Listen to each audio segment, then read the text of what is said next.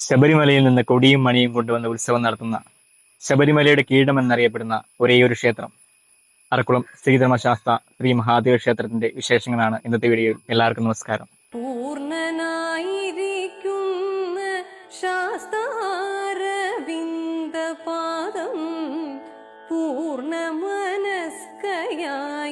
ഞാനിതാ വന്ദിക്കുന്നേ.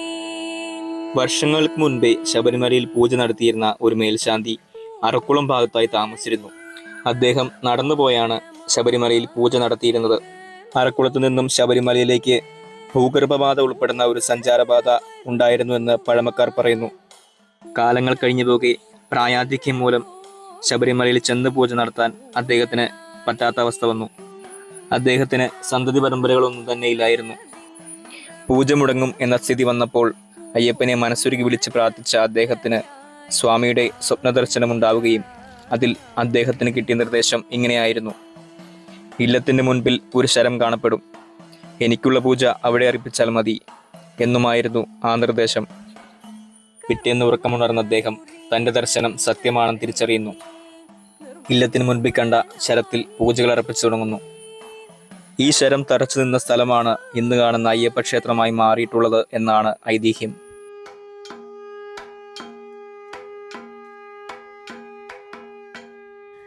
രാജഭരണകാലത്ത് അറക്കുളം ഉൾപ്പെടുന്ന പ്രദേശങ്ങൾ പന്തളം രാജാവിൻ്റെ അധീനതയിലായിരുന്നു. കൊടും വനമായിരുന്ന ഈ പ്രദേശങ്ങളിൽ ആദിവാസി ജനവിഭാഗങ്ങൾ മാത്രമാണ് ഉണ്ടായിരുന്നത്.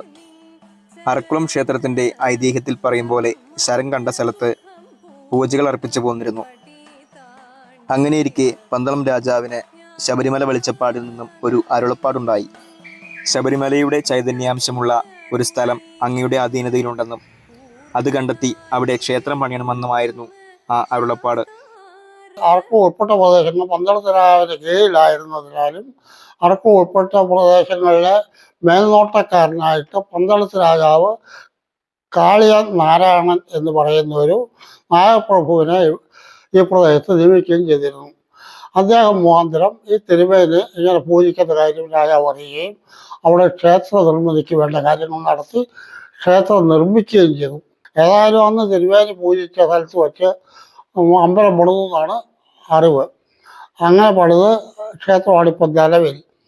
അപ്പോൾ ശബരിമല ധർമ്മശാസ്താവിൻ്റെ ചൈതന്യാംശമായതുകൊണ്ട് ക്ഷേത്രത്തെ പറ്റി നോക്കുന്നതിനും ക്ഷേത്രത്തിൻ്റെ കാര്യങ്ങൾ നടത്തുന്നതിനും രാജാവ് ഒരു കുടുംബത്തെ ഇവിടെ അറക്കുളത്ത് നിയമിക്കുകയും അവർ മുഖാന്തരം ശബരിമല ആചാരങ്ങളും അനുഷ്ഠാനങ്ങളും അനുസരിച്ച് ക്ഷേത്ര കാര്യങ്ങൾ പൂജ നടത്താനും ഉത്സവം നടത്താനും തീരുമാനിക്കുകയും ചെയ്യുന്നു.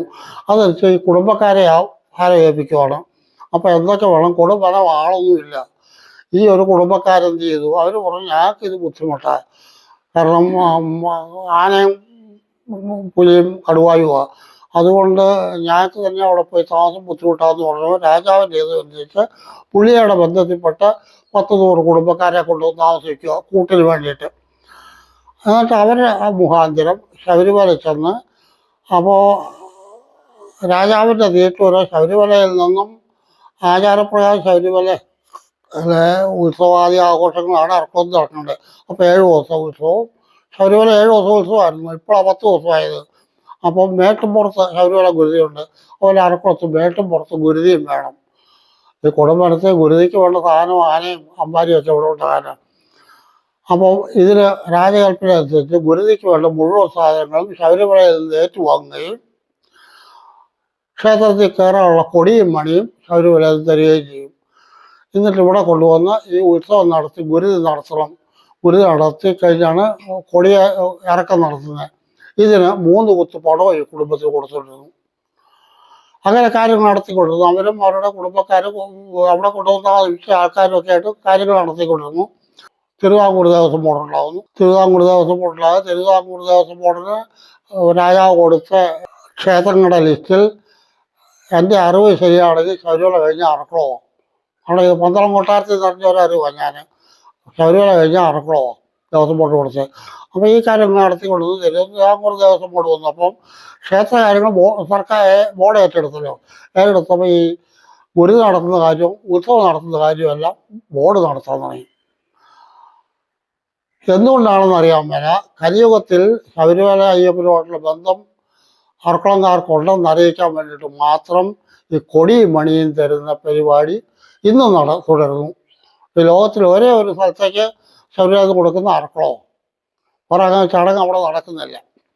അപ്പോൾ ഈ കൊടി ആ രാജഭരണകാലം പോലെ കിട്ടിക്കൊണ്ടിരുന്നതാണ്. ശബരിമല ഉത്സവം വന്നിട്ട് ഏതാണ്ട് 30 വർഷത്തിൽ കൂടുതലായിട്ടില്ല. കൊടിയേറ്റ് ഉത്സവം വന്നിട്ട് മറ്റേ മകരസംക്രമ ഉത്സവമുള്ളൂ. അപ്പോൾ പഴയ കാലം മുതൽ കൊടിയും മണിയും തന്നുകൊണ്ടിരുന്നതാണ്. ശബരിമലയിൽ നിന്നും കൊടിയും മണിയും കൊണ്ടുവന്ന് ഉത്സവം നടത്തുക എന്ന ചടങ്ങ് ഇന്നും നടന്നു പോരുന്നു.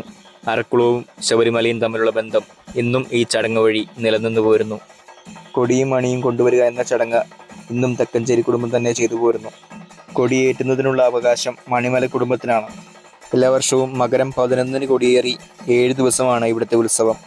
ഇവിടെ കൊടിയേറ്റിയ ശേഷം തൊട്ടടുത്തുള്ള നെറ്റിക്കാട്ട് ശ്രീകൃഷ്ണസ്വാമി ക്ഷേത്രത്തിലും കൊടിയേറ്റുന്നു.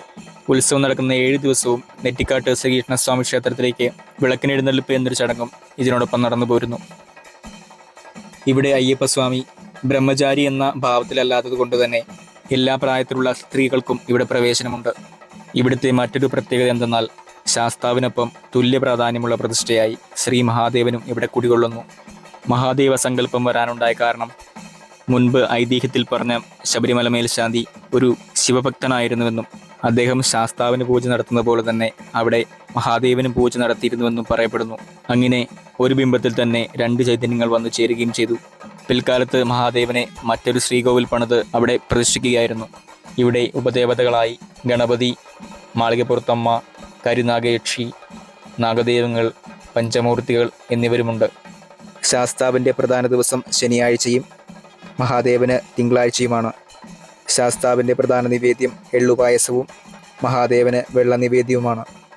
ശാസ്താവിൻ്റെ 7 ദിവസത്തെ തിരുവുത്സവം പോലെ തന്നെ മഹാശിവരാത്രിയും ഇവിടെ ഭംഗിയായി ആഘോഷിച്ചു പോരുന്നു. 2024 മുതൽ ഞാൻ ഉപദേശ സമിതി സെക്രട്ടറി ആയിട്ടിരിക്കുന്നതാണ്. എൻ്റെ പേര് പ്രകാശ് എം പി മാളിയേക്കൽ.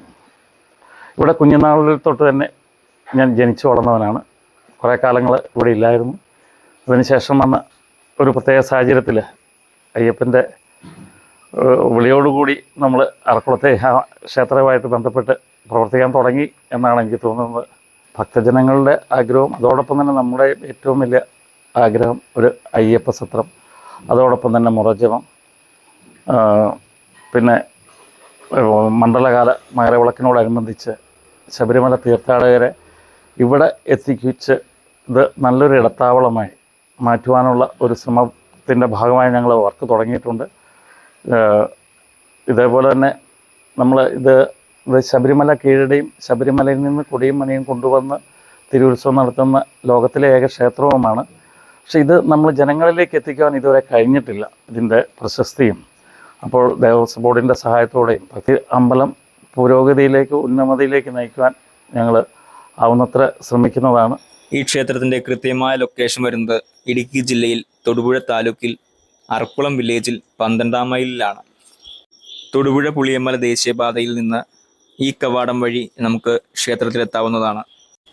ശബരിമല അയ്യപ്പൻ്റെ ചൈതന്യാംശമുള്ള ക്ഷേത്രമായിട്ട് കൂടി ഇന്നും ഈ ക്ഷേത്രത്തിൻ്റെ അവസ്ഥ പരിതാപകരമാണ്. ഈ ക്ഷേത്രത്തിന് വേണ്ട പരിഗണനയോ ഭക്തജന ശ്രദ്ധയോ ലഭിക്കുന്നില്ല എന്ന് തന്നെ വേണം പറയാൻ. അറക്കുളത്തോ തൊടുപുഴയിലോ ഒതുങ്ങി നിൽക്കേണ്ടതല്ല ഈ പുണ്യസങ്കേതത്തിൻ്റെ കീർത്തി. ശബരിമലയോളം തന്നെ ശ്രദ്ധിക്കപ്പെടേണ്ടതു തന്നെയാണ്. ഇതൊരു നാടിൻ്റെ മാത്രം അഭിമാനമല്ല, എല്ലാവരും തേടിയെത്തേണ്ട ഒരു പുണ്യക്ഷേത്രം കൂടിയാണ്. ഈ ക്ഷേത്രത്തിന് യാതൊരുവിധ ഉയർച്ചയും ഉണ്ടാവാത്തതിൻ്റെ ഒരു പ്രധാന കാരണമായി ഇവിടുത്തെ ഭക്തർ വിശ്വസിക്കുന്നത് 2001 നടന്ന ഇവിടുത്തെ പുനഃപ്രതിഷ്ഠയും അതുമായി ബന്ധപ്പെട്ട ചില കാര്യങ്ങളുമാണ്. അത് ഭക്തരുടെ മനസ്സിൽ ഇന്നും ഉണങ്ങാത്തൊരു മുറിവായി അവശേഷിക്കുന്നു. പുനഃപ്രതിഷ്ഠാ കർമ്മങ്ങളാണ് അവിടെ നടന്ന ഏറ്റവും ഹീനമായ ഒരു ചടങ്ങ്. വളരെ അതിപുരാതനമായതും വളരെയധികം പ്രത്യേകതയുള്ളതുമായ ലോകത്തിലെ ഏക വിഗ്രഹമാണ് അന്ന് അവിടെ നശിപ്പിക്കപ്പെട്ടത്. ഭഗവാൻ എന്നെ കയ്യാ പിടിച്ച് രക്ഷിച്ചെന്ന് പറഞ്ഞ പോലെ എനിക്ക് ഈ പുനഃപ്രതിഷ്ഠയ്ക്കോ അതിൻ്റെ ചടങ്ങിനോ കൂടാൻ പറ്റില്ല. എൻ്റെ സഹോദരൻ മരിച്ചു കൊണ്ട് ഫല വന്നു, എന്നെ മാറ്റി നിർത്തുമായത്. അതാ നമ്മൾ ഈ പറിച്ചെടുത്ത വിഗ്രഹം അത് ശിവലിംഗമാണോ എന്ന് ചോദിച്ചു. പുള്ളി പറഞ്ഞു അല്ലാന്ന്. പിന്നെ എന്ത് വിഗ്രഹമാണെന്ന് ചോദിച്ചോ പുള്ളി പറഞ്ഞു ശരവിഗ്രഹമാണെന്ന് പറഞ്ഞു.